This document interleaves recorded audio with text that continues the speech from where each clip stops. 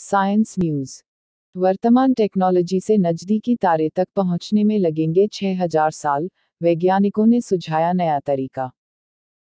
इंसान को सबसे नजदीकी तारे तक जाने के लिए दुनिया का सबसे तेज स्पेसक्राफ्ट बनाने में करीब 1000 साल और लगेंगे, जो कुछ घंटों में कई प्रकाश वर्ष की यात्रा कर सके। द ब्रेकथ्रू इंस्टीट्यूट अब ऐसी संभावनाएं खोज रहा है जिससे इंसान सदियों में नहीं दशकों में नजदीकी तारे या प्लेनेटरी सिस्टम तक पहुंच सके।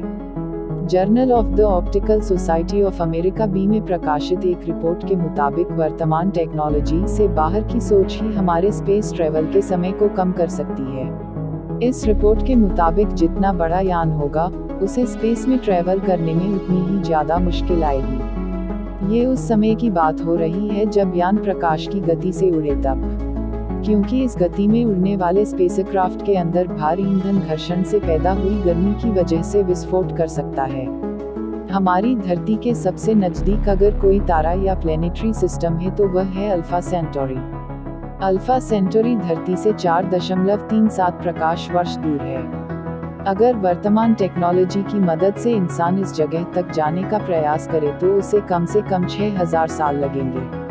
ऑस्ट्रेलियन नेशनल यूनिवर्सिटी में अप्लाइड मेट्रोलॉजी के पोस्ट डॉक्टोरल फेलो डॉक्टर चतुर बंडतुंगा ने बताया कि अपनी धरती से अल्फा सेंटोरी तक जाने के लिए हमें आउट ऑफ द बॉक्स सोचना होगा।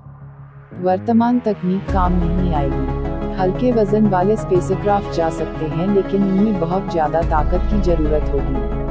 दिक्कत ये होगी कि वो स्पेसक्राफ्ट अकेले इतनी लंबी यात्रा कर पाएगा या नहीं। बीच में वैज्ञानिकों के मन में एक आइडिया आया कि लेजर से धक्का मारकर किसी अंतरिक्ष यान को तेजी से किसी भी तारे या ग्रहों के सिस्टम तक पहुंचाया जा सकता है, लेकिन इसमें खतरा है कि लेजर की गर्मी और धक्के की वजह से वर्तमान यान कहीं फट न जाए।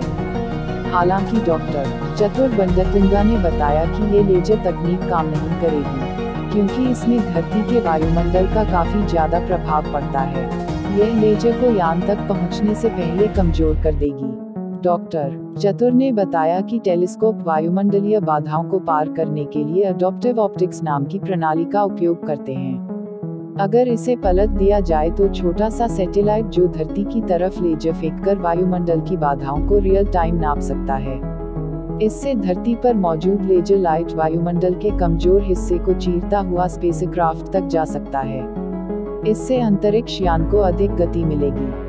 पहले हुए रिसर्च में यह पता चला है कि इतने ताकतवर लेजर के 100 गीगावाट ऊर्जा की जरूरत पड़ेगी, जबकि पूरा अमेरिका एक समय में 450 गीगावाट बिजली का उपयोग करता है। डॉक्टर चतुर और उनके साथी डॉक्टर पॉल शिबले ने कहा कि इतनी ऊर्जा की जरूरत सिर्फ 10 मिनट के लिए पड़ेगी। अगर पूरी ताकत से 10 मिनट के लिए लेजर लाइट से यान को धक्का दिया जाए तो यान बहुत दूरी कवर कर सकता है। इसके लिए 1 वर्ग किलोमीटर इलाके में लेजर फेंकने वाले यंत्र लगाने होंगे, ताकि एक साथ 10 करोड़ लेजर लाइट की एक मोटी बीम यान पर पड़े। जैसे ही यान पर यह लेजर लाइट पड़ेगी तो वह प्रकाश की गति के 20% हिस्से के बराबर की रफ्तार से अंतरिक्ष में चलेगा। इस गति ये स्पेसक्राफ्ट अल्फा सेंटोरी तक 22 साल में ही पहुंच जाएगा।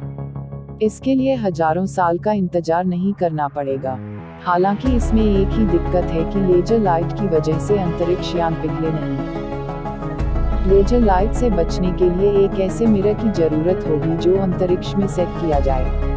वह 99.99% गर्मी सोख ले और सिर्फ ऊर्जा को यान तक ट्रांसफर करे, ताकि यान तेज गति से आगे बढ़ सके। अगर ऐसा होता है तो अंतरिक्ष यान कुछ दिनों में ही अल्फा सेंटोरी तक पहुंच सकता है। एक बार अगर ऐसा सिस्टम विकसित कर लिया गया तो अंतरिक्ष किसी भी हिस्से में कुछ ही दिनों में पहुंचा जा सकता है। इसकी मदद से धरती जैसे अन्य ग्रहों की खोज करना भी आसान हो जाएगा। ऐसे ही दिलचस्प वीडियो देखने के लिए हमारे चैनल को लाइक करना, सब्सक्राइब करना और शेयर करना ना भूलें। धन्यवाद।